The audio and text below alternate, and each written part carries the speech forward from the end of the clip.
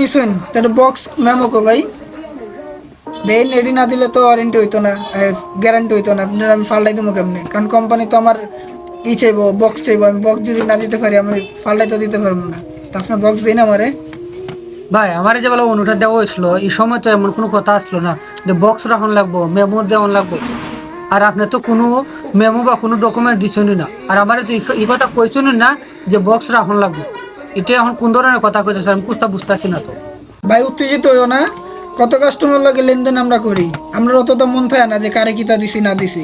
তুমি মেমো আনছো না, আমি কিছু করতে পারবো না। কাজটা ঠিক করলাই না রে বউ, আমার গ্যারান্টিটা দিলাই না।